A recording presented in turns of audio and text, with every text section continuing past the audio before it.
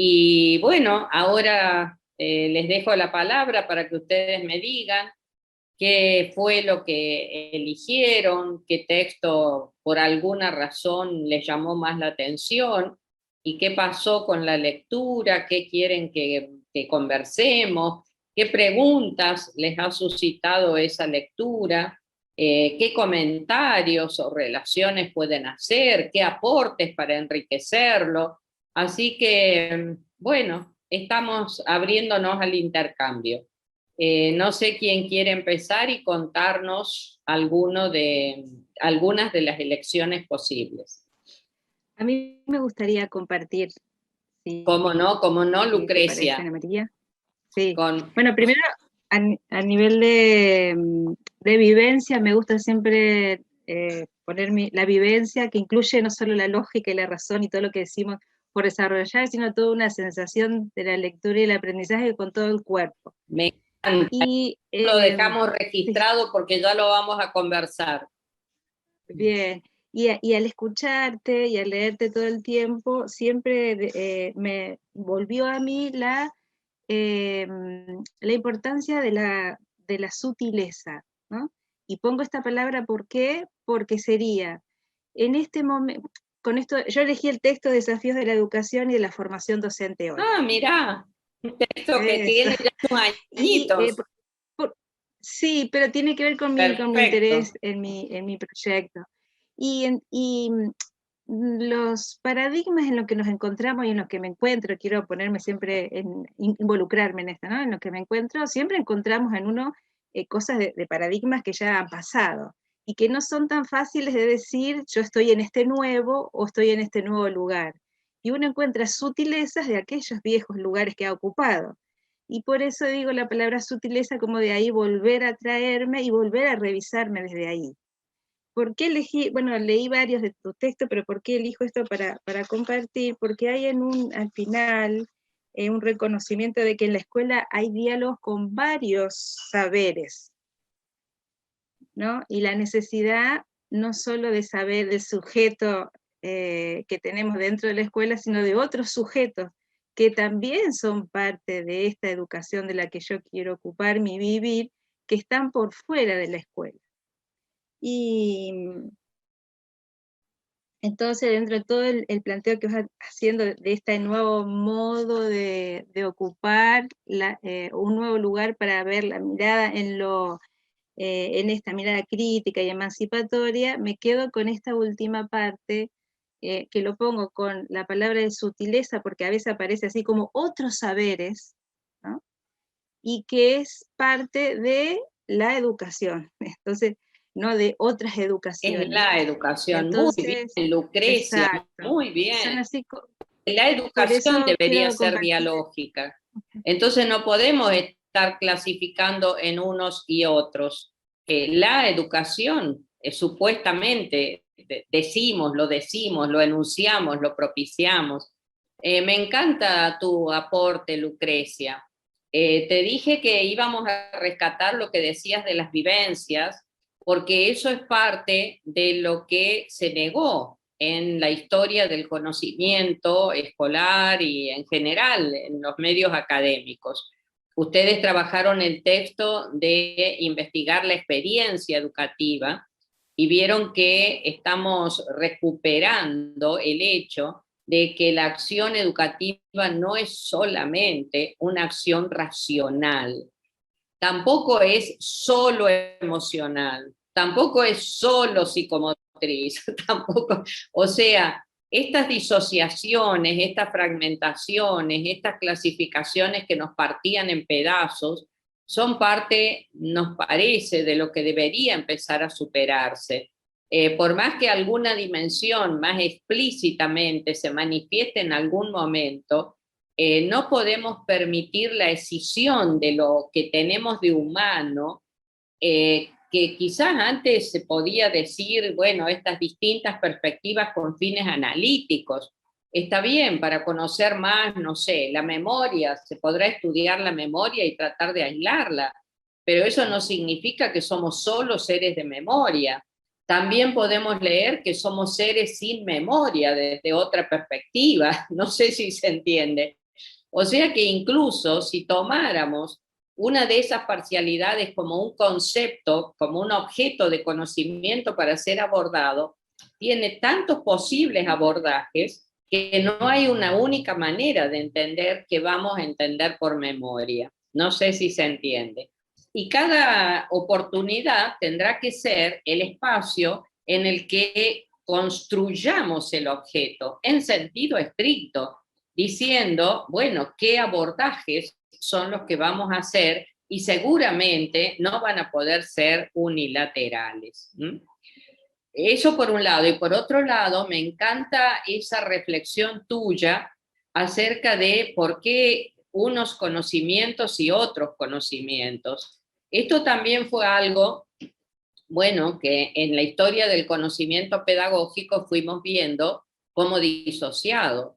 En algún momento, cuando nos dimos cuenta, sobre todo en los años 80, cuando empezaron a aparecer y ratificarse las teorías de la reproducción, de la mano de Bourdieu, Passerón, Baulis y Gintis, bueno, toda esa gente, empezó a verse que la escuela solo operaba en el contexto de una determinada cultura, una cultura de clase social, una cultura de las capas medias o más elitizadas de la sociedad, y que todo el resto que pasa por otras maneras de estar en el mundo, invisibilizadas, opacadas, negadas, que solo vienen para ser finalmente nuevamente silenciadas. En la región tenemos muchísimos ejemplos. Yo cuando vine a Misiones me impactó porque venía de la zona centro y no sabía la problemática, cómo los chicos tenían que callarse en las escuelas para abandonar los retazos de lenguas maternas que les quedaban o de lenguas de frontera que compartimos para aprender un único código, ¿no? Todavía no habíamos podido pensar en que saber más de una lengua es un capital cultural y en cambio teníamos que operar con la de la escuela legítima, aceptada, valorizada e instalada finalmente como única, ¿no? Bueno, y lo mismo pasa con los saberes, o sea, hemos podido reconocer que la escuela trabaja solo con un repertorio de saberes, hemos podido reconocer que una definición curricular, sobre todo en la selección de contenidos, es un arbitrario cultural, dicho con todas las letras, pero de todas maneras después lo reproducimos, pero ni pensamos, no preguntamos de qué galera salió este conejo, no preguntamos por qué este conocimiento y no otro. Entonces, seguimos manteniendo la misma situación por más que tengamos alguna posibilidad de advertirla. Y entonces nos referimos a los otros como otros saberes. Y parecen tan distantes que nunca llegarán a entramarse. Sin embargo, si nosotros mismos nos miramos en la vida cotidiana, nosotros no nos manejamos en la vida solo con saberes científicos, porque tenemos muchísimos del mundo de la vida, que algunos mucho más rudimentarios, procaces y contaminados que los que pueden tener nuestros estudiantes. No sé si me explico. Tenemos saberes de sentido común, prejuicios, negaciones, bueno, tenemos de todo como en botica, y eso coexiste también con esos saberes supuestamente científicos. Entonces, las personas somos un entramado de muchos saberes que se conjugaron en nuestras historias, y entonces, bueno, cuando nos encontramos, también serán muchos saberes los que entran en diálogo. A lo mejor queremos hacer una clase, pongo un ejemplo de los más comunes, pero de lo más científico acerca, no sé, del tratamiento médico de algo, y nos terminamos conversando con nuestros estudiantes de los yuyos que se usan para no sé qué, y nosotros terminamos sabiendo más de yuyos que ellos mismos. O sea, no es que somos tan portadores de un único universo de saberes, y eso absolutamente en todos los planos. ni hablemos de las creencias y religiosas, políticas, las maneras de ver el mundo en general. Lo que pasa es que normalmente, y termino con esto, no indagamos, simplemente operamos con los saberes que están prescriptos curricularmente. Instalamos que en la escuela se trabaja eso, lo demás queda ausente y silenciado, y bueno, nosotros entonces terminamos creyendo, los estudiantes, los padres, todos también, que esos son los únicos saberes, los escolares, ¿no? Pero muy interesante lo que conversaste y muy interesante tu aporte. No sé si querés decir algo más y escuchamos a alguien más. Sí, no solamente la palabra sutileza, porque recupero la palabra sutileza porque me encuentro buscándome en esta sutileza, porque criticar lo diferente o encontrarme en lo diferente es un ejercicio que ya uno, o por lo menos yo ya vengo haciendo. Lo importante es encontrarme en esa sutileza que aparece como una sutileza y debajo de eso trasciende mucha más información, y por eso me encuentro en ese hábito, en esa gimnasia, y tu texto es muy rico en eso. Por eso me encontré allí reflejada. Yo en mis estudiantes a veces le digo, ver el mapa de argentino, continental, donde Malvina queda casi en el medio del recorrido, y no ver el mapa continental es una sutileza política que nos hace contener toda una diferenciación enorme. Entonces a eso me refiero, y me encontré en tus textos de esa manera, con una sutileza que por ahí vamos a encontrarnos, porque en la diferencia grande nos encontramos más fácil. Así que Es muchas que los gracias. pequeños signos, eso es leer signos, ¿no? Es descubrir signos que nos muestran las cosas de otra manera. Bueno, me alegra mucho, Lucrecia, y realmente me encanta tu concepto de sutilezas. A lo mejor podés transitar ese camino e ir buscando los indicios, ¿no? Los indicios de estructuras que no aparecen, que es nada más que es la punta del iceberg, pero que podrían mostrar que estamos de otra manera, en otro lugar, con otras concepciones y, bueno, integrados también de manera diferente, ¿no? Muchas gracias, Muchas Lucrecia. gracias. Eh, bueno, ¿quién más leyó alguna otra cosa?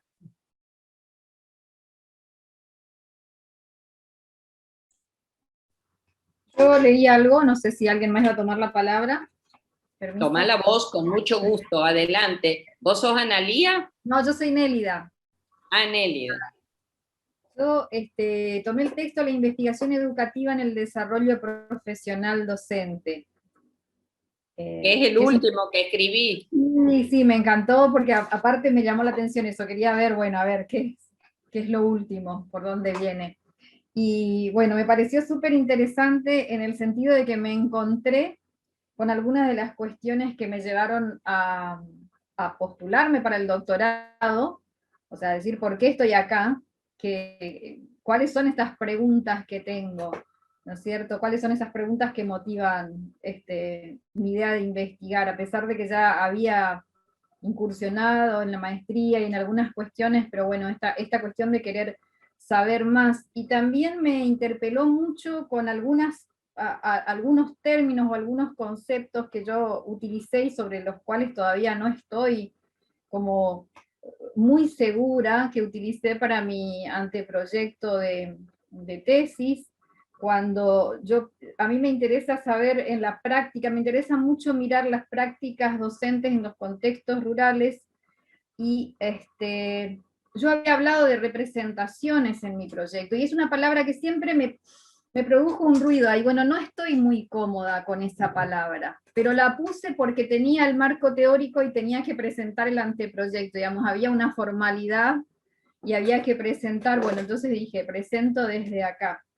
Y leyendo su texto, que aparte me pareció súper interesante, me iba encontrando en algunas cuestiones de mi propia historia cuando leía el texto, con una frase, una oración que cierra un párrafo, cuando habla de pensamiento crítico y dice, se trata de identificar los condicionamientos ideológicos con los que habitualmente operamos para develarlos y desentrañar las trampas a las que nos conducen. Y en realidad lo que yo quiero con mi tesis es desentrañar justamente estos condicionamientos que operan en las prácticas, que son mucho más fuertes que cualquier formación, que cualquier proceso formativo, y que a veces son muy poderosos cuando se trata de, como de anticipar destinos de los estudiantes, ¿no?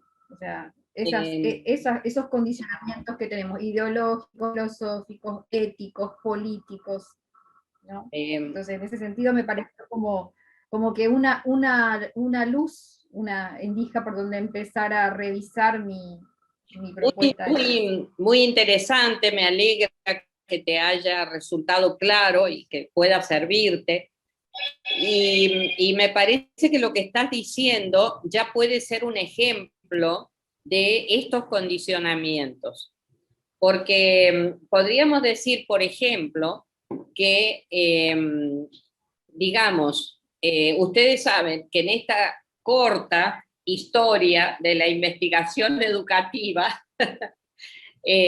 hemos hecho un recorrido que está siendo bastante acelerado, bastante intenso, pero que nos va llevando por distintas estaciones, digamos, ¿no? En el encuentro anterior hablábamos de todo el énfasis puesto en el objeto como algo externo, en la práctica como algo que no implicaba sujetos, en los hechos educativos como si no fueran desencadenados por humanos, ¿no?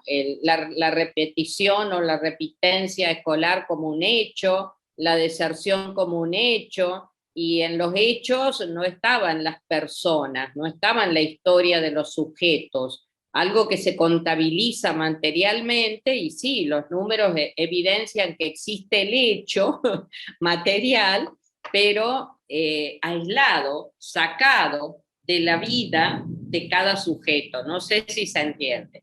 Cuando empezamos a darnos cuenta que esa perspectiva más positivista, más racionalista, para todas las ciencias sociales que querían nacer, querían tomar objetos más integrados, más integrales, más humanos, más sociológicos completos, más todo, más, les diría, articulados, no las variables escindidas, sino lo más holístico, lo más global.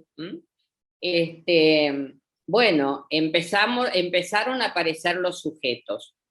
Y en el caso de los docentes, un hito, me parece que hay que reconocer en las perspectivas teóricas que nos fueron orientando, es cuando más o menos en la década de los 90, fíjense que no hace mucho, empezaron algunos autores a descubrir, ¡qué descubrimiento!, el pensamiento del profesor. Había sido que los profesores teníamos pensamientos. Fíjense qué interesante. Menos mal que la ciencia llegó a advertirlo. Pero lo digo de manera irónica, pero al mismo tiempo la ciencia no lo advirtió por sus propios condicionamientos, porque en el paradigma en el que se estaba pensando la acción educativa no estaban los sujetos estaban escindidos, había que separar todo en variables y que trabajadas analíticamente desde lo empírico, no sé si se entiende. Los anteojos nos estaban condicionando a no poder ver cosas que también estaban en la escena. Y esto que puede parecer una situación, wow, qué horror lo que nos pasó, es lo que va a seguir pasando. Este es un ejemplo, pero las limitaciones que tenemos para enfrentar nuevos o los mismos objetos de conocimiento están en las mismas estructuras de pensamiento de quienes conocemos. Por eso es que estamos trabajando Bachelard, para decir, con Bachelard se conoce en contra de un conocimiento anterior. Lo que ya sabíamos es un obstáculo epistemológico. Ustedes vieron que es el autor que acuña ese concepto tan absolutamente fecundo. Tenemos obstáculos epistemológicos. Y fíjate, en eso que vos decías, yo me pensé que podían ser las representaciones, el tema de las representaciones como que se puso en boga cuando descubrimos el pensamiento del profesor. Entonces dijimos, no, algo piensa. Bueno, pero ¿qué piensa? No pudimos decir, no nos animamos todavía a decir que su pensamiento tiene algo de científico. Es un pensamiento práctico, es un pensamiento que muy fragmentado, es un pensamiento de sentido común. A lo sumo son representaciones. Son las representaciones que se tienen en la sociedad, porque por suerte nos dimos cuenta que las representaciones no las inventa cada uno, sino que son sociales y están en la sociedad. Nosotros somos portadores de representaciones, como somos portadores de ideologías y portadores de todos los saberes que habilita una sociedad a que se tengan o a que no se tengan. Entonces las representaciones, fíjate, que van de la mano de decir, bueno, ¿qué piensan los docentes? Estudiemos las representaciones. ¿Cuáles son las representaciones de los docentes? Ahí estamos en la perspectiva interpretativa.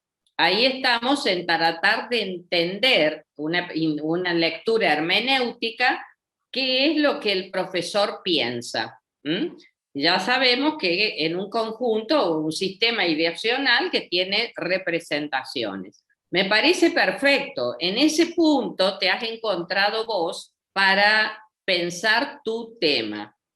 Pero fíjate que en ese artículo mío, eso que va a ser un capítulo algún día de algún libro, que vos acabás de leer, yo no hablo de representaciones, yo hablo de otro concepto muy grueso, que te acordás cuál es, lo puse con mayúscula. Bueno, no te voy a forzar a buscar. El concepto de praxis, porque, ¿te acordás?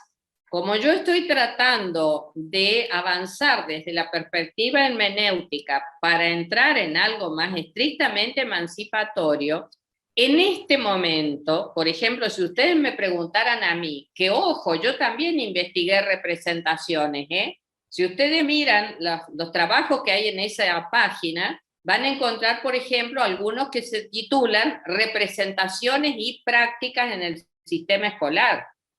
Solo que algo me hizo pensar... No lo leí.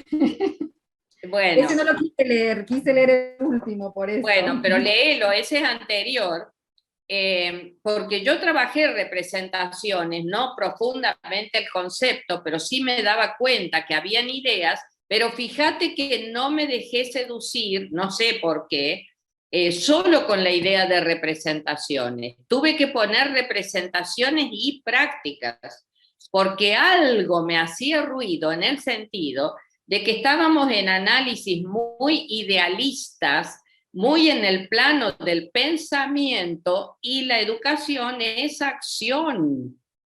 Entonces, con solo preguntarnos cuáles son las razones por las cuales un docente usa el pizarrón, por decirte cualquiera, bueno, son las razones por las que lo usa, pero lo que hay que ver es la acción educativa. ¿Qué tiene que ver el pizarrón en el proceso de práctica educativa que ese docente desarrolla?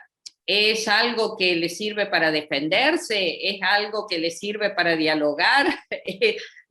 ¿Qué función cumple en la acción? Aparte de que me dé un discurso fundamentando, claro, porque el pizarrón dentro de los medios de enseñanza sirve para, se usa así, se debería usar así, ta. Bueno, pero ahí, ¿por qué lo usa? En ese contexto en que está metido el pizarrón, ¿qué pasa con la práctica que incluye el pizarrón? No sé si se entiende. Entonces, fíjate cómo el concepto representaciones va bien, seguilo trabajando si te gusta, pero yo hoy te diría que no te quedes solo en el mundo de las ideas, que trates de trascender a Platón. Es que no me cerraba el término, desde el principio, no me cerraba. Porque ya estamos en un momento en que nos damos cuenta casi te diría, por la manera en que chocamos con la realidad, nos empezamos a dar cuenta que, bueno, eso te va a servir para una tesis. Conozco montones de personas que se recibieron estudiando representaciones, pero no sé si va a satisfacer tus inquietudes pedagógicas. ¿Se entiende? Bueno, ¿alguien más quiere comentar qué leyó y qué podemos conversar al respecto? ¿Puedo compartir? Hola. Sí, señora, ¿cómo le va? ¿Cómo se llama usted? Mariana. Marlene Quintana. María Inés. Bueno, el texto que me llamó la atención y me pareció muy significativo es la innovación curricular en la práctica docente universitaria. Mira vos, también un texto viejito. Sí, y me pareció significativo y lo que puedo comparar con la idea de currículum y también de innovación que hoy inclusive lo seguimos pensando, es cómo algunas contradicciones aún se mantienen en relación a los cambios que hay en esa práctica respecto a la innovación genuina, ¿sí? Y lo que me llamó la atención es cómo la educación experiencial en esa práctica está contemplada en las cátedras. Y hoy en día se encuentra el desafío de poder pensar esta experiencia, ya sea desde la extensión, donde las cátedras formen parte de ese currículum innovador. Entonces, esas reflexiones me parecieron muy significativas. Invita también a poder complejizar la mirada del currículum hoy, desde nuevos formatos y transformaciones, y tiene que ver también con la investigación que pretendo desarrollar en el doctorado. Y por eso sería como una pregunta también de poder pensar esa reflexión de cómo fue cambiando, si bien hay contradicciones, hoy tenemos todavía el desafío de poder pensar en la educación experiencial, de lo que sucede en las cátedras, porque inclusive en el artículo menciona de que no son incluidas esas prácticas, pero es como todavía un paradigma que es necesario poder implementarlo en los currículos desde formatos y nuevas transformaciones. Me parece muy interesante lo que estás encontrando y te cuento que ese tipo de cosas que son las que vos estás viviendo ahora, son las que a mí me pasaron siempre, y por eso terminé amando la investigación, en los procesos de investigación que llevé a cabo. ¿Y qué es lo que me pasaba? Descubrí que, les voy a decir de alguna manera, con un lenguaje más técnico, que el campo me decía cosas que para nada me había imaginado que allí estaban y que eran muy superiores, muy complejas, mucho más ricas que lo que yo suponía que pasaba.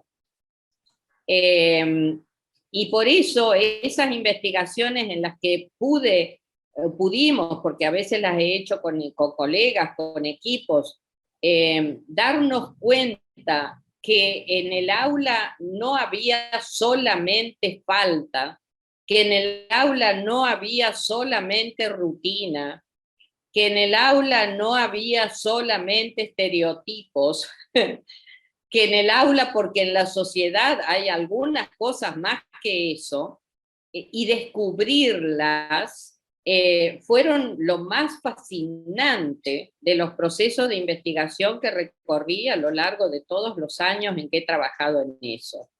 Y creo que es lo que te pasó a vos, descubrir que ahora vamos con el nuevo eslogan es la educación experiencial y estamos con la banderita.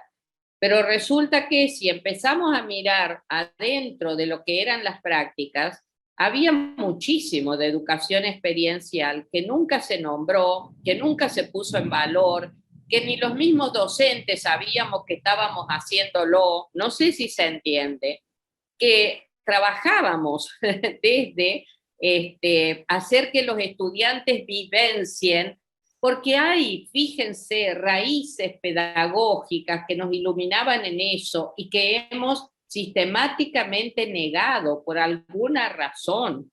Por ejemplo, la escuela nueva fue propulsora de educación experiencial, pero con todos los nombres y con todos los apellidos. Y ahora queremos inventar la educación experiencial sin darnos cuenta que hace un siglo que se venía hablando de eso. No sé si se entiende. Sí, y es como, me llamó la atención porque es como que continuamos con ese desafío de poder incluirlo en el currículum como parte del currículum, no por fuera, sino que dentro de la transformación. En las prácticas, fíjate, de la escuela nueva, mi vida, estaban dentro del currículum, ese era el currículum. Después nos fuimos volviendo más academicistas y separando, digamos, entró muy poco la escuela nueva en la educación pública argentina, entró muy poco, entró solo en el nivel inicial. Y en el nivel inicial los chicos viven experiencias. Nosotros nos quedamos con que había que nombrar, hablar, la palabra, todo verbal, no sé si se entiende, las recitaciones, y entonces se nos desapareció la experiencia, hasta que hemos llegado a un punto en que nos damos cuenta que habría que aprender haciendo, pero aprender haciendo no es descubrimos América, no sé si se entiende, simplemente son perspectivas que no llegaron a tener suficiente anclaje, que no llegaron a desarrollarse, que por eso que acabamos de decir cuando hablábamos recién con Lucrecia y con las otras chicas, siempre hay algo de negación, hay algo que está, pero también hay algo que no está, hay un currículum que no está, y entonces también es importante descubrir, por un lado, lo que está negado, y por otro lado, lo que está, pero silenciado, obturado, no reconocido, que es lo que encontramos en esas cátedras en la universidad en las que estuvimos analizando. Mi primera investigación en Jujuy en los años 92 al 95 fue preguntar, ahí trabajaba con las representaciones, no con las prácticas, preguntar a los docentes qué entendían por innovación curricular. Si les interesa, lean esos artículos que son parte de capítulos de libros que hemos publicado en el programa Procesos de Producción de Innovaciones Curriculares. ¿Y qué descubrí? Lo primero que descubrí, que yo creía que innovación curricular era algo, llamémosle X, y los docentes me devolvieron por lo menos 2 concepciones más que yo jamás pensé que serían parte de lo curricular, pero que ellos sí tenían asumido y lo vivían como innovaciones curriculares. O sea que habían otros conceptos en el sistema y habían otras prácticas en el sistema que no eran las que yo supuse que iba a encontrar.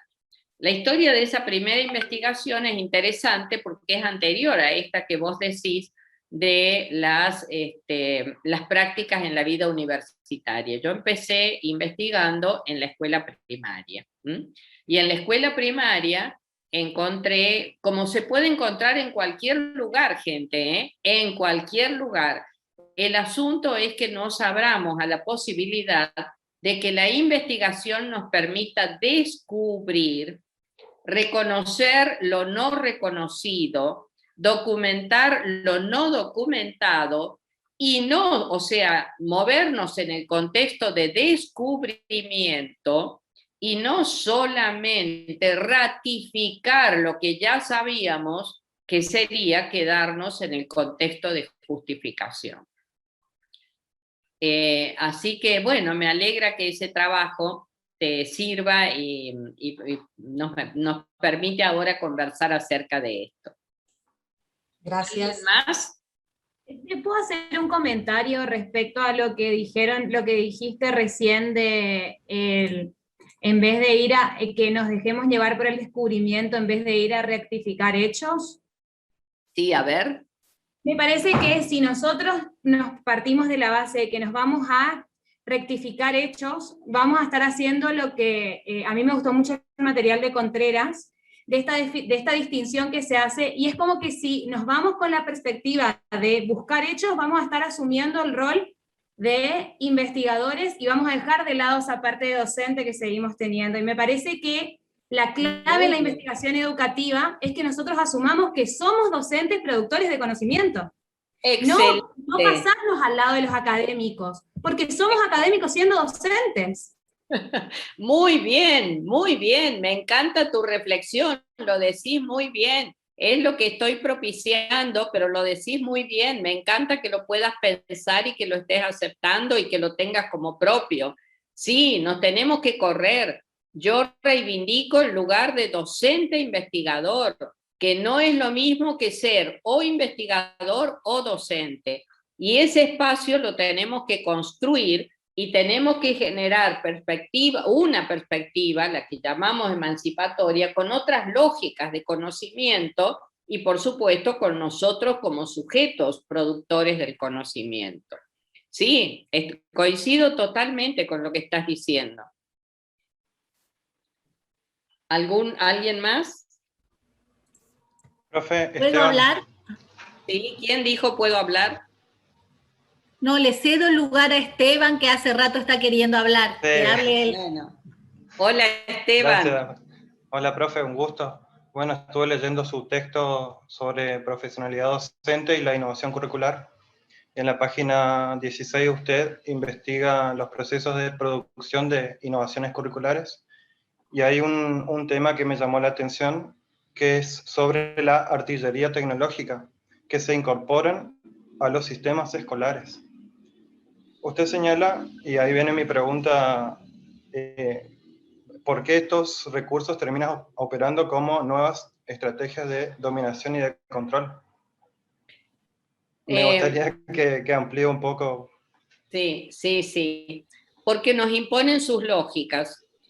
Te lo voy a contar con una anécdota chiquitita ahora. Vieron que por las circunstancias que nos atraviesan, tenemos que trabajar de manera virtual. Y los profesores en general, los viejitos como yo, no nos hemos formado en esto. Nos resulta muy difícil adoptar estos nuevos recursos. Los tenemos que, bueno, aprender, ensayar, practicar, subir, bajar y hacer lo posible. Pero nos manejamos más en el contacto interpersonal. Yo ahora tengo que dirigir un taller, coordinar un taller en una carrera, y en ese taller voy a proponer a los participantes que vayan construyendo a lo largo de su recorrido lo que los investigadores han usado, y si queremos que se siga usando, no de manera ritual ni formal, pero sí como un recurso disponible, eso que llamamos el diario de investigación o el diario de bitácora. O sea, se investiga cuando ya van a aprenderlo ustedes, y si han investigado lo habrán vivido. Una vez que tienen entre manos una inquietud por conocer algo, no se la pueden sacar de encima. Se van a bañar con esa inquietud, van a comer con esa inquietud, van a encontrarse con los amigos con esa inquietud, van a ver teatro con esa inquietud, van a dormir con esa inquietud. Porque no podemos separarlo, no es una tarea en la cual uno dice, bueno, de 8 a 9 voy a corregir trabajos, a las 9 salgo a caminar y me olvidé de todo lo anterior. Acá, cuando salgo a caminar, me llevo el problema de mi curiosidad, de mi inquietud, de eso que estoy mirando, de eso que vi en la escuela, de eso que me dijo el docente, y que me queda colgando y me está allí triturando la cabeza con gotitas que caen en cualquier momento.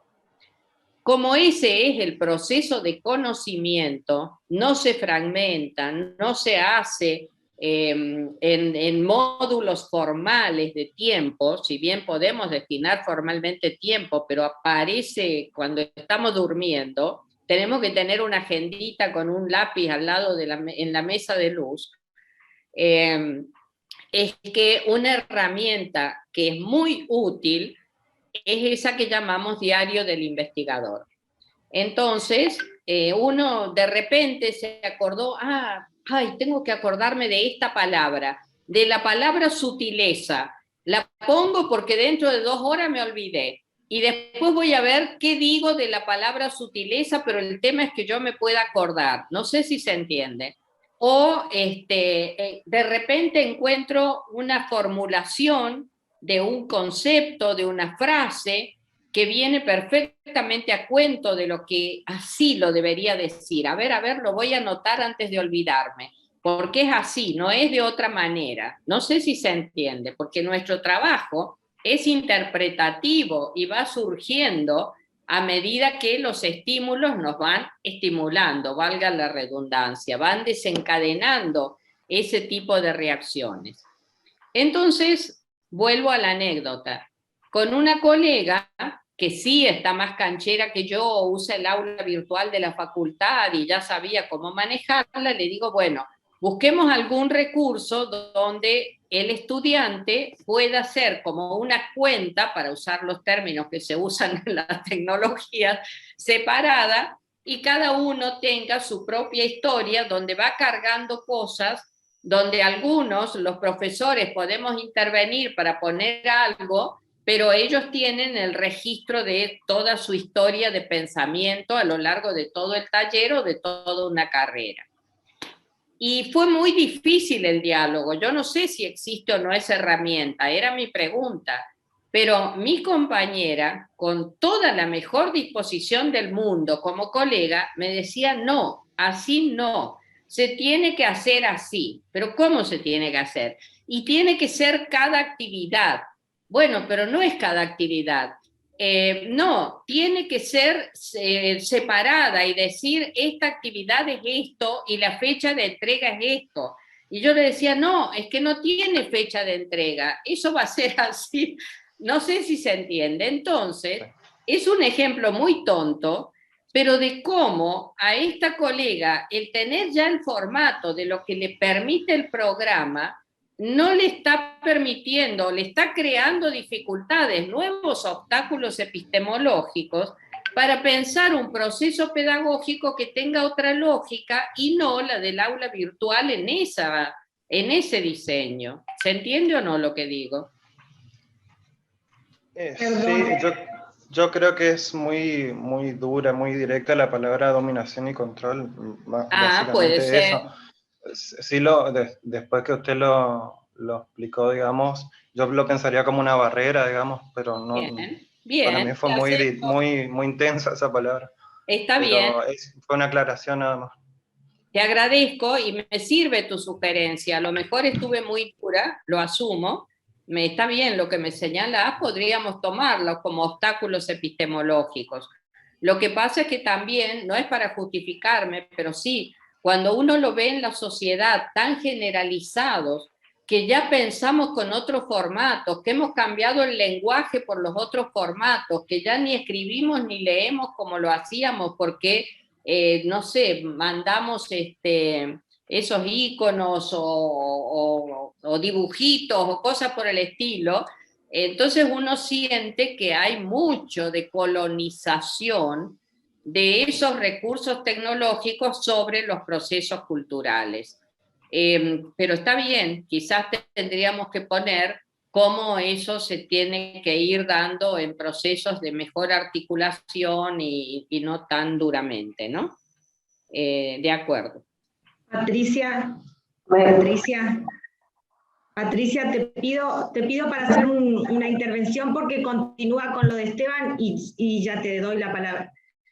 En realidad, el tema, yo creo que sí, que son obstáculos, como dice Esteban, y por ahí lo pienso desde el punto de vista de que en realidad está operando de nuevo otra vez este pensamiento positivista y moderno que tenemos, porque en realidad la tecnología tendría que venir a solucionarnos, no es que nos tendría que, y hay muchos autores que hablan de una tecnología apropiada, de una tecnología que realmente abra puertas, que una tecnología...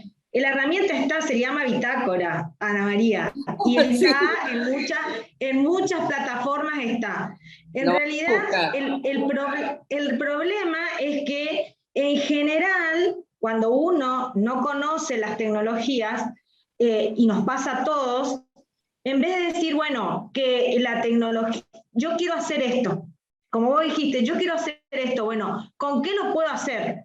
Y la idea es, no, ¿con qué lo puedo hacer así como yo quiero? No que me vengan a imponer que tengo que usar esto para poder hacerlo, sino que me resuelva el problema de que yo lo quiero hacer así. Pero otra vez, y ahí retomo esto de discapacitado que vos tomás, que capacitar y discapacitado nos tratan como discapacitados y nos dicen, no, tenés que ir a capacitarte porque en realidad el problema es que sos un discapacitado, no estás capacitado para usarla.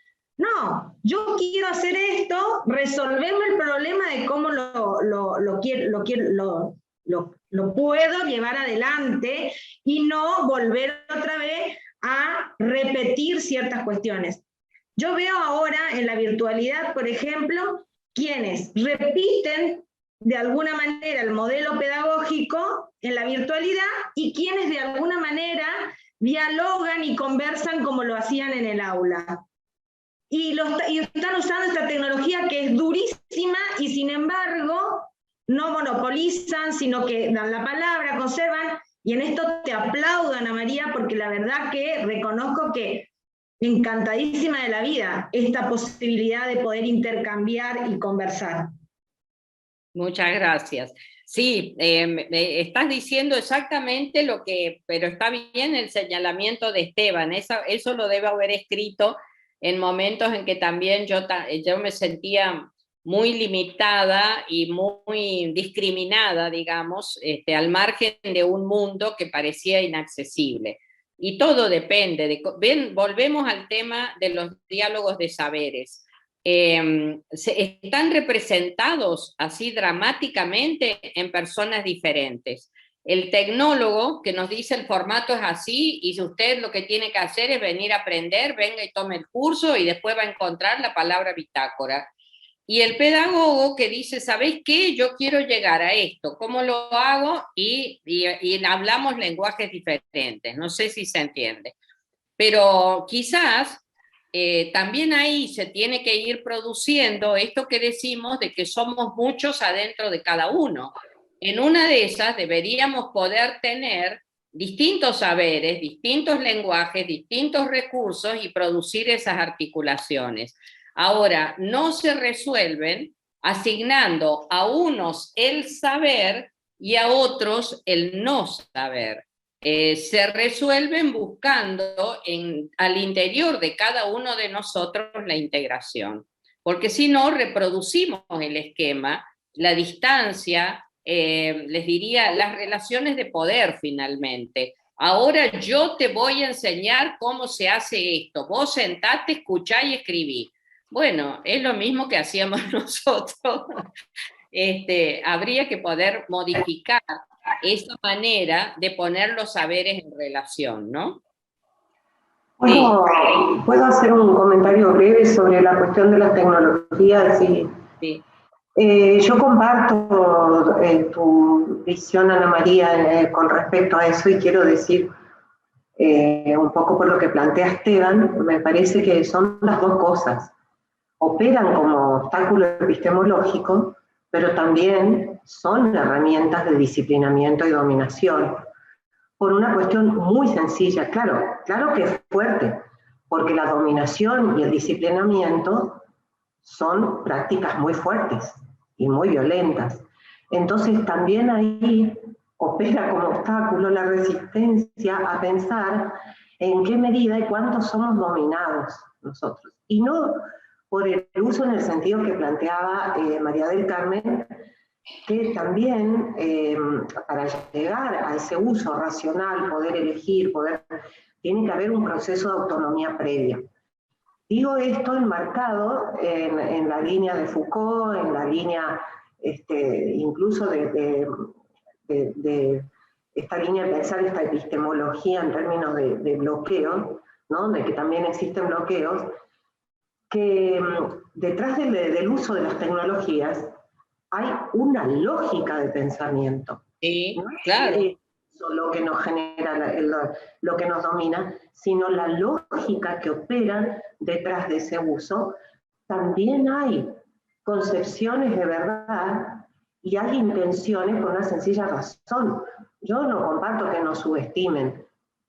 Las tecnologías como tal no existen, sino bajo el dominio de empresas que definen bajo qué lógicas vamos a consumir y para qué. E instalan también digamos, un lugar de verdad, un espacio de verdad. Lo que está ahí es verdadero.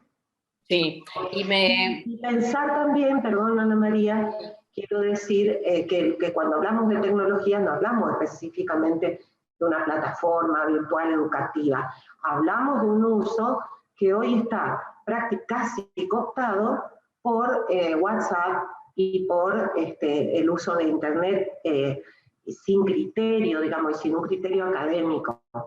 Quizás resulte muy fuerte para quienes nos movemos en un ambiente académico y sabemos discriminar autores, fechas, editoriales, y yo diría con todas las limitaciones del caso.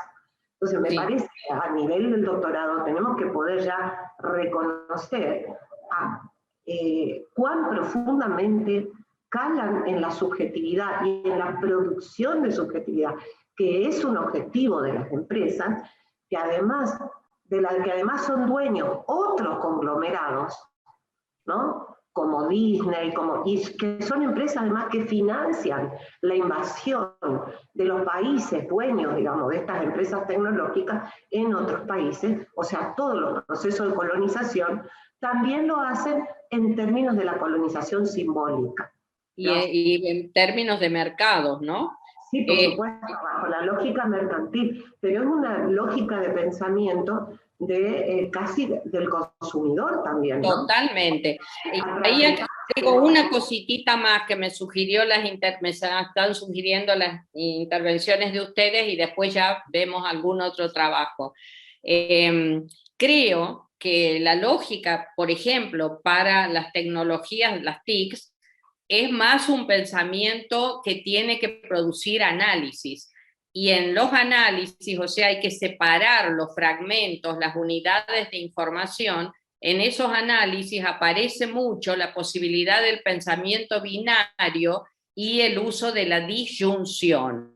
Es marque un cuadrito o marque otro, es acá o es acá. No se pueden mezclar tanto las cosas cuando lo que necesitamos y propiciamos para el análisis de lo social es un pensamiento complejo, muy difícil de trabajar analíticamente, donde todo es sincrónico, sincrético, dialéctico, conflictivo, contradictorio, y entonces es muy difícil, estamos más en la lógica del positivismo, del análisis de variables, digamos, el poder aislar los segmentos de información para trabajarlos analíticamente. Entonces creo que hay lógicas diferentes, pero volvamos a algún otro trabajo, así diversificamos un poquito la conversación. ¿Puedo hablar un momentito y comentarle de mi trabajo? ¿Cómo no? Con mucho gusto. ¿Cómo es tu nombre? Patricia. A ver, Patricia. Patricia.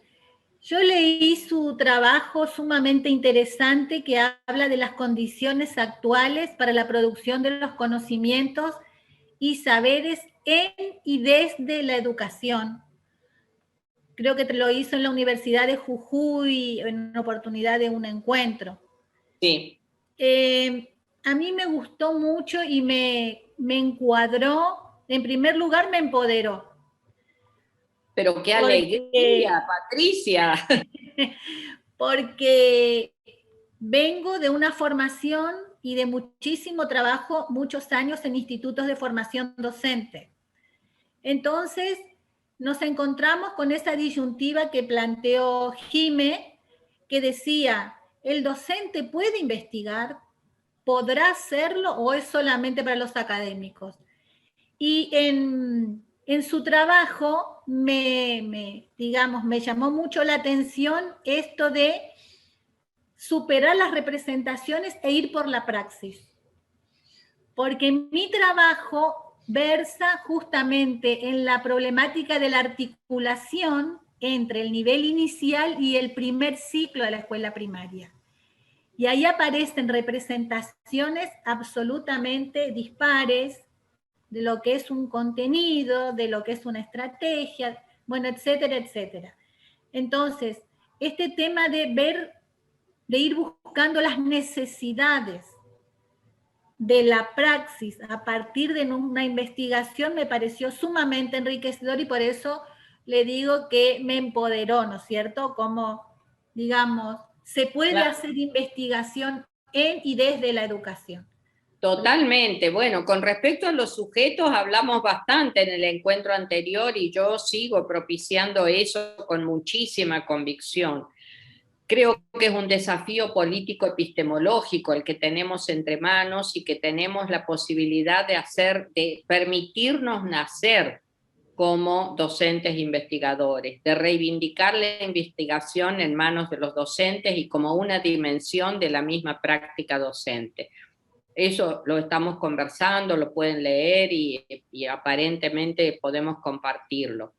Y vas a ver en tu trabajo que también van a aparecer las representaciones, pero van a aparecer en las prácticas y las vamos a tener nosotros y las va a tener la gente y ahí no vamos a poder disociar tanto, quizás con fines analíticos nuevamente, nos vamos a ver forzados quizás a decir, bueno, qué piensan y qué hacen, pero no vamos a poder ir muy lejos, enseguida tenemos que ver que lo que hacen es pensamiento en acción, y que lo que pensamos son conductas reales que producen consecuencias. Hay una configuración de subjetividades, una transmisión ideológica, donde lo que pensamos, aunque pensemos que no lo estamos haciendo ni lo estamos enseñando, está también presente en la escena de esos actos educativos. Entonces, esto de lo complejo, o sea, tenemos que poder ver en situación múltiples dimensiones del mismo hecho, más que fragmentar el hecho, no sé si se entiende. Sí, se entiende perfectamente. Sí. Esto de la idea del pensamiento complejo y sugerirles que sigamos o pensemos un poco acerca de los aportes de Moren, las miradas interdisciplinarias, el incluir la contradicción, el conflicto en las mismas escenas de conocimiento, no pensar que hay un conocimiento que es el válido mientras otros deberían ser desestimados, porque esto nuevamente nos lleva a pensar en términos de disyunciones. Analíticamente pueden servir, pero lo social tiene todo entramado. Lo social tiene todo entramado, no se puede encontrar una causa, hay multicausalidad y hay redes de significación culturales, simbólicas, materiales, etcétera, en donde todo tiene que ver con todo. Y la investigación nos tiene que poder llevar a ver esas relaciones más que a producir fragmentos de situaciones que quedan desarticuladas. No sé si se entiende. Se puede desarticular, pero hay que volver a juntar. Hay que poder encontrar puntos en común, ¿no es cierto? El todo como todo y como un todo único, donde en ese todo un aula va a ser un aula y el aula del lado va a ser otra aula. Y lo que hay de diferente, no sé, será el maestro, son los chicos, pero son totalmente mundos diferentes. Esa riqueza es la que tenemos que desentrañar, porque esa riqueza es la que es productiva socialmente. Cuando buscamos homogeneizar o buscamos patrones comunes, lo que vamos a encontrar es reproducción. Vamos a decir, es así, se hace así, la norma es esta, no sé si se entiende. En cambio, si podemos mirar lo emergente, lo que muestra esta diversidad, esta complejidad, esta mezcla, esta sincronía, bueno, no sé, me sale la palabra reviro acá en Misiones, esto así, hecho en una olla en la que las cosas se mezclan, es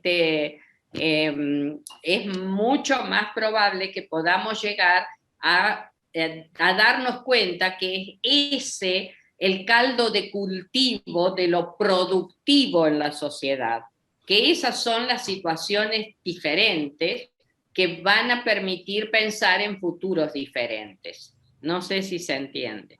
Sí, sí, se entiende perfectamente, y sobre todo me vuelve a interpelar porque en este pasaje, ¿no es cierto?, de un nivel al otro, hay discursos que están consolidados en un ciclo y en el otro. Totalmente, hay El tradiciones, inicio es hay uno. prácticas, hay ambientes materiales, hay Totalmente. todo, hasta uniformes, hay todo, pero creado para poner la barrera. Todos esos son dispositivos culturales creados para que quede clarísimo que el nivel primario empieza acá, no empieza antes, este otro es otro nivel, no sé si se entiende. Sí, sí, Tanto que ya hasta estamos reproduciendo los rituales y les damos el diploma de graduados a nuestros nietitos del nivel inicial.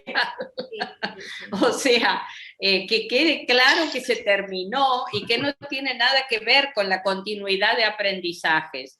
Y que quede claro que se empezó y que acá las reglas son otras. Ahí tenemos ejemplos de estos pensamientos disyuntivos que dan cuenta de estructuras de la sociedad en las que se plantean los cortes, las separaciones, las no mezclas, las no secuencias, las no continuidades. Gracias, muchas gracias. Bueno, a ver, ¿quién más quiere contarnos algo de lo que haya leído? Yo quisiera participar. Ana es mi nombre. No. Buenas tardes. En el anteproyecto que presenté mencioné que el problema a tratar es la forma de evaluar los aprendizajes en el aula virtual universitario y las representaciones de los docentes que han sido formados para la modalidad presencial y que priorizan la retórica y la clase expositiva como recurso fundamental de enseñanza. Bien. Entiendo que actualmente el docente está obligado a capacitarse para adecuarse a la demanda de la evaluación en la virtualidad, ¿no? Y también entiendo que es lógico, como decía en el artículo, que se produzca el hiato entre el saber internalizado y la práctica y lo que debería saber para adecuarse al avance tecnológico. Yo me detuve en el artículo 2 que dice la reflexión sobre la práctica en la perspectiva emancipatoria en educación. Si bien es lo que encontré mucho de lo que veníamos tratando. Es un curso que estaba dando en Formosa, ¿no es cierto? Sí, busca el develamiento, dice, supuestos ideológicos que configuran la matriz de pensamiento docente. Y entonces pensaba, si mi cabeza fue moldeada por las concepciones vigentes, ¿puedo objetivarlas?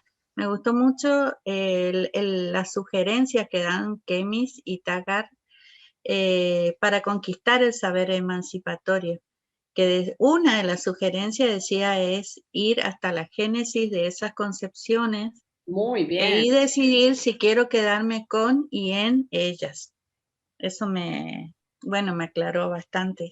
Me gusta mucho lo que estás pensando, y fíjate que cuando hablas de ir a la génesis, estamos hablando de historizar, de darnos cuenta. El otro día decíamos que el criterio de actualidad domina tanto que hasta decimos que nos tenemos que actualizar. No es que tenemos que mejorar ni perfeccionarnos, sino tenemos que ser actuales. Y eso que tiene su parte de verdad, porque obviamente hay que estar en un mundo contemporáneo, esconde, vieron ahí lo conflictivo, la cara que se ve y la cara que no se ve.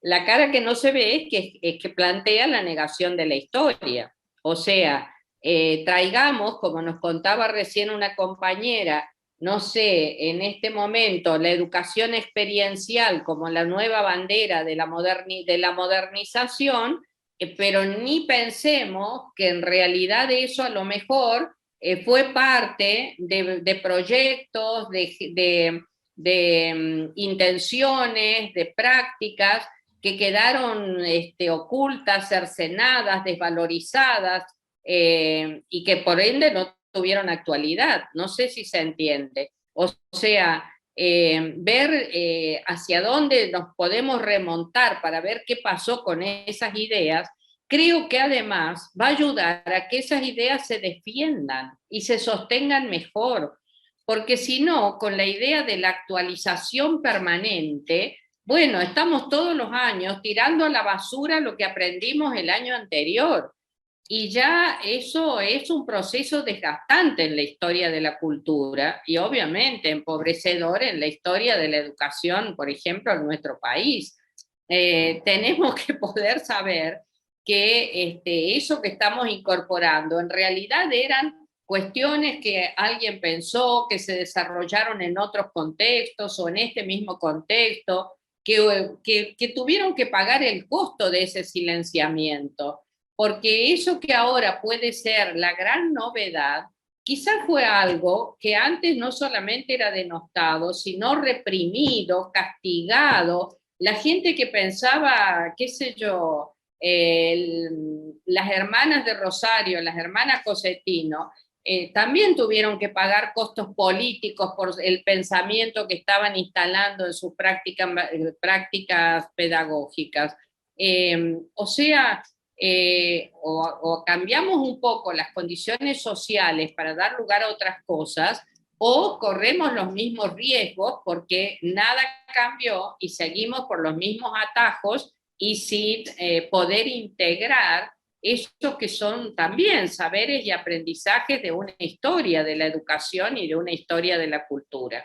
Así que me alegra que te haya gustado eso y te invito, y los invito a todos, a que no perdamos de vista, son dos procesos fundamentales que hay que hacer para pensar de manera investigativa, por lo menos en educación, en ciencias sociales en general, que es la contextualización y la historización.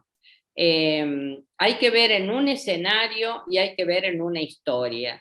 ¿Qué vino pasando? ¿De dónde salió? ¿Por qué sale ahora?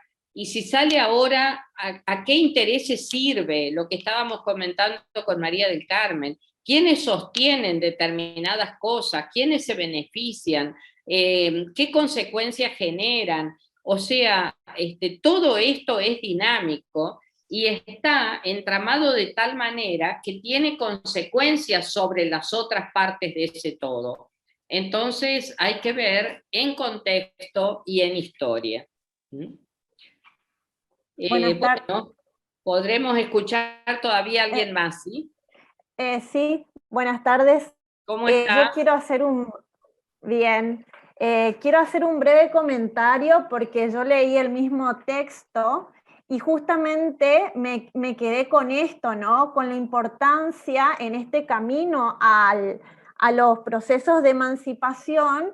Me quedé con esto, con la importancia de la historia, con la importancia de la historicidad y cómo esta historicidad también atraviesa las propias subjetividades de quienes nos movemos en el contexto educativo y cómo eso también moldea nuestras propias prácticas.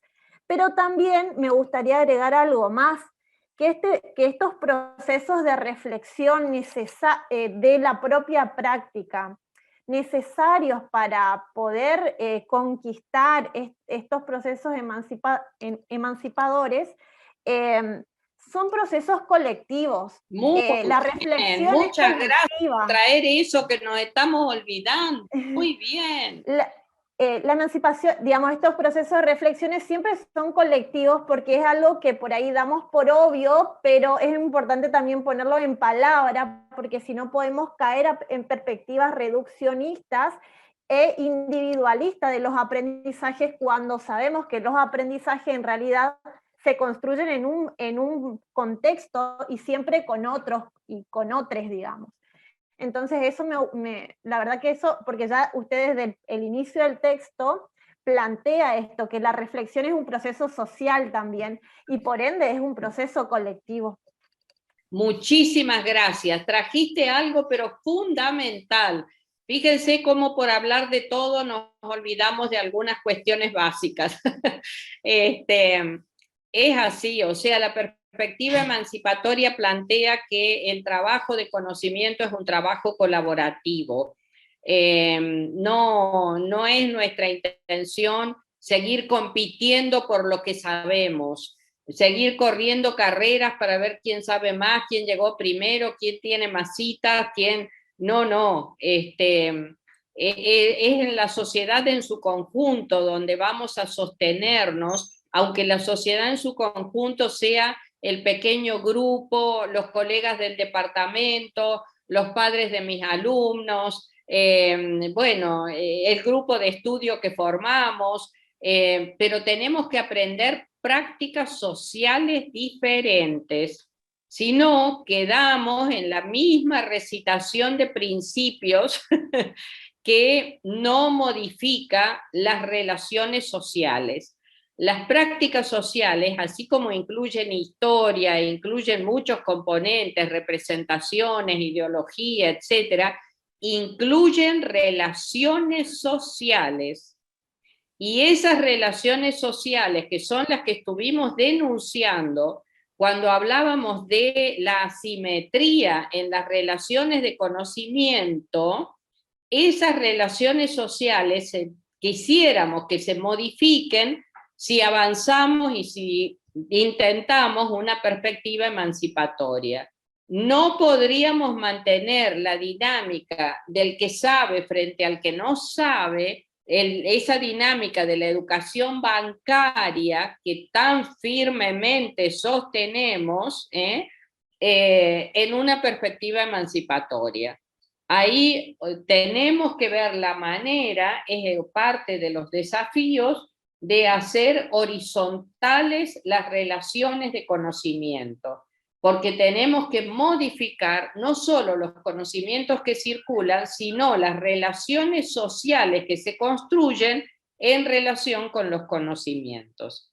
¿Se entiende lo que estoy diciendo?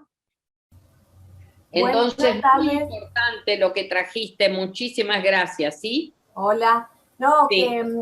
A ver, hola Ana María, sí. Por ahí hay un grupo acá de cursantes que no investigamos sobre procesos formativos escolares, sino sobre el no escolar. Muy bien, entonces, muy bien.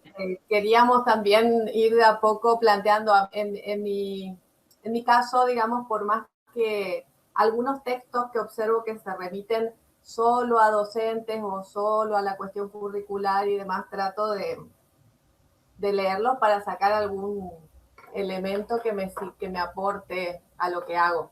Soy la profesora de educación en ámbitos no escolares de la licenciatura en Ciencias de la Educación de la Facultad de Humanidades. Sí. Y entonces por eso me interesó mucho leer tu artículo, La perspectiva sobre la práctica en, no sé si es así el título, pero en la perspectiva emancipatoria. O el análisis. La reflexión sobre la práctica. La reflexión. Y esto que está trayendo la compañera Marily, me parece, esto último que dijeron, sobre las relaciones sociales y la asimetría en las relaciones de conocimiento, que ya lo habíamos visto en otros autores en la clase anterior. En ese artículo no me pareció encontrarlo, pero sí me aparecieron varios elementos interesantes que recién surgieron, como la cuestión de la reflexión como un proceso político, que vos traías citando a Rosario y a otra autora, a Rosario Badano, ¿no? La reflexión como el relato que posibilita un nuevo ordenamiento de ideas, revisa y resitúa el análisis. Comentaste básicamente que lo que me atrajo del artículo que leí y que elegí, varios quisimos leer ese sobre Clifford Geertz, pero no lo pudimos bajar. Estábamos comentando ahí en el chat colectivo, algunos no los pudimos bajar, a Aldo, no sé quién, Laura Ábalos también. No, escuchá Laura, lo busqué de la UNAM, pero ahí del vínculo no se puede. Tenés que copiar el nombre y buscarlo en otra fuente. En Google se puede buscar, pero no funciona en la página de Ana María nomás. ¿Y en Google lo encontraste? Sí, está disponible el PDF en la revista, publicado originalmente. Claro, porque es una publicación de una revista. Sí. Sí, yo intenté de ahí, después dije, bueno, debe ser que está aparte y lo encontré del otro lado. Perfecto, gracias. No habíamos podido acceder varios, pero en tu caso. Sí.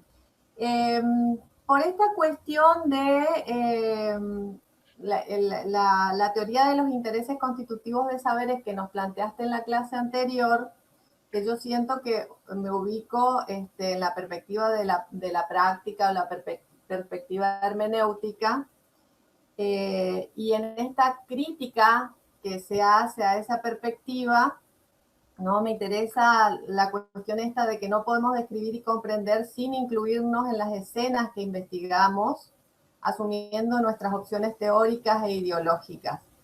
Pero lo que propone la perspectiva emancipadora, cuando lo dijiste en la clase anterior, a mí me generó un sentimiento de incertidumbre, en el sentido de que para ello hay que digamos, yo tendría que despojarme de aquellos ropajes que me dan certezas a la hora de investigar. Yo tengo hecha la maestría en antropología social, por ejemplo, entonces esos cruces entre investigación educativa y etnografía son fuertes, digamos, no solo en la formación, sino también en la práctica de investigación que hago. Entonces, por eso me interesó, digo, bueno, porque antes de tener miedo tengo que conocer y además también aceptar que hay algunas cosas que ya uno las va haciendo por este ruido que genera la falta de compromiso. Otras cuestiones que incluí en el foro con Claudio fue el tema de la incomodidad que me genera relacionarme con personas con las que yo trabajo en un proyecto común y en algún momento tomar distancia y decir, no, son mis informantes clave. Terrible, terrible. Esa es terrible que no, y es muy difícil hacerlo. Y sí, pero lo que pasa es que son las posibilidades y los límites finalmente de distintos paradigmas, ¿viste? Cuando vos te pones en el que vas a ser el que analiza, y bueno, tenés que producir un corrimiento que te separa de lo que puede ser una producción colectiva. Entonces, bueno, el tema es que también debería existir la posibilidad, que es la que propiciamos, de tener una participación más horizontal, pero entonces no ser el intérprete o eventualmente jugar con esos roles, solo que no es para nada fácil, no es para nada fácil, son opciones, claro. O hay una producción de conocimiento colectivo donde uno es una parte, o hay algo que, bueno, el otro se transforma en un informante, ¿no es cierto? Sí, yo lo comprendo, te comprendo porque es el mismo recorrido que hice yo. Cuando de alguna manera, frente a la manera en que fue descalificada la pedagogía como campo de saber, de conocimiento científico, bueno, necesitaba ver cómo hacía para no ser simplemente el que hace experiencias. Se me presentó la oportunidad, también tuve, por supuesto, un deseo personal de conocer más del campo antropológico.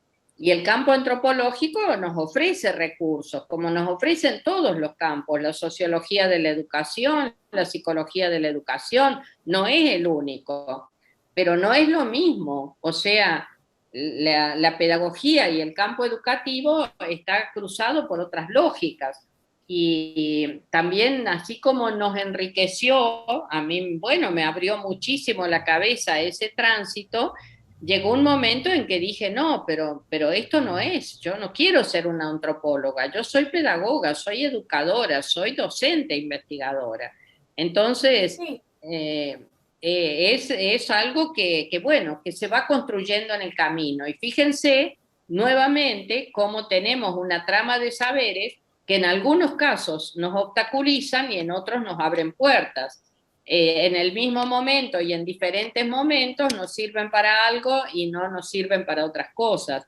Pero los saberes de nuevo quedaron adentro. Tenemos cosas de ese querer ser antropólogos o de haber sido formados para ser antropólogos, pero también tenemos necesidades de otro tipo de práctica social en la que la acción es ineludible y la acción es social, es cooperativa, aunque sea el maestro solo el que esté enseñando, yo en este momento hablando, lo que acontece como proceso educacional en este grupo no depende exclusivamente de mí. Y hay tantos aprendizajes en este instante como personas están sentadas en esta aula virtual. Y hay tantos fragmentos de vida que van a producir o no rupturas en esas historias como cada uno de los que aquí están. No sé si se entiende. Sí. Entonces, bueno, todo eso es algo difícil de manejar en la investigación, pero esos son los desafíos, ¿no? Sí, habría que ver también los avances en torno a la etnografía colaborativa, la decolonización. Claro, pero acordémonos que están planteándose los antropólogos en este momento. ¿Cómo?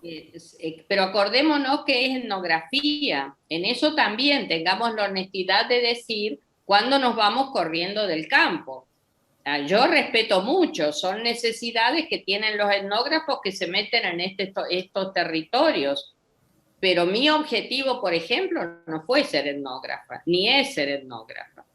Entonces, como no es ser historiadora, y respeto que los historiadores investiguen otra cosa, no sé si se entiende, sí. Es buscar el lugar de cada uno, ¿no? Bueno, pero también digo, a ver, perdón, para cerrar, tomando palabras tuyas, poder aprovechar esos saberes en tanto y en cuanto no nos obturen. Totalmente, es que todos los saberes son aprovechables. Lo que me enseñaba mi abuelita de que me tengo que callar cuando el otro habla, también es un saber aprovechable. Entonces, hay infinidad de saberes, contenidos y saberes de la cultura que no necesariamente tenemos que plantear como diferenciándolos de otros, y tenemos que ver cómo van apareciendo y de cuántas fuentes proceden y cómo se ponen en juego y cómo se entraman entre sí, ¿no?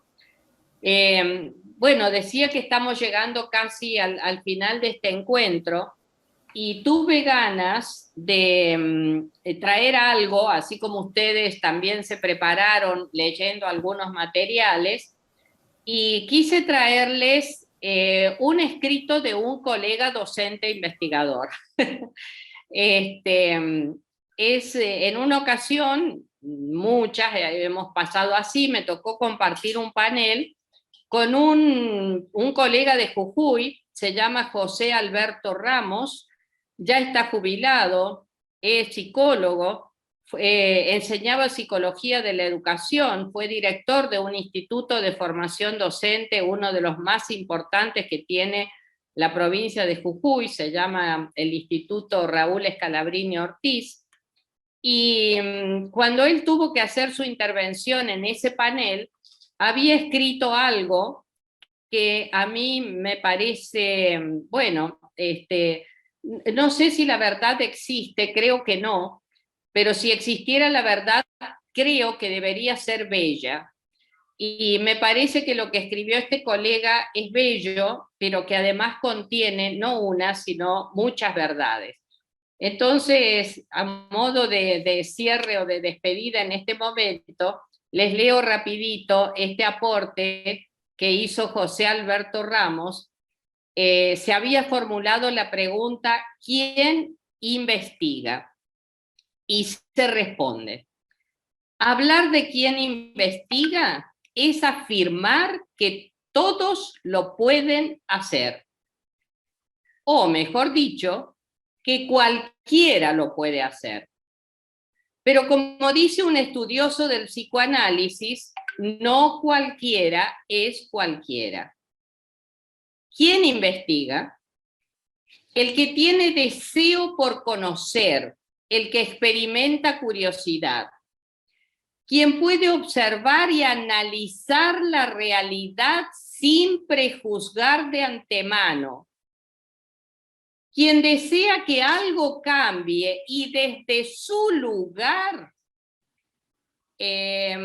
promueve ese cambio, quien rompe los sentidos comunes de la rutina de la vida cotidiana, quien genera conocimientos relacionando lo heterogéneo y lo diverso, quien corre el riesgo de involucrarse con lo investigado y sin embargo lo hace, quien puede escuchar al otro y no lo subestima, quien comparte un colectivo trabajo en equipo respetando individualidades, quien desde la tolerancia por las diferencias aprende del otro, quien retoma todo lo hasta aquí construido y lo perfecciona, pero no lo desestima, quien se recupera y recupera el ser humano como sujeto protagonista, quien se considera parte de un conjunto social y puede producir nuevos sentidos con otros sujetos, quien concibe al hombre como capaz de construir la historia a pesar de los límites y condiciones de nuestra época. Investiga quien es capaz de desafiar las formas estáticas y rígidas de analizar y explicar los fenómenos humanos, quien es capaz de arribar a conclusiones provisorias y no se rigidiza en posicionamientos inexorables. En definitiva, investiga quien tiene deseos de que solidariamente se construya algo nuevo, quien tiene deseos, pulsiones de vida, quien ama la vida. En definitiva, cualquiera. Pero ya se dijo al principio, no cualquiera es cualquiera. Dejamos acá con el profundo deseo de que seamos cualquiera, pero no cualquiera. Así que hasta pronto. Muchas gracias.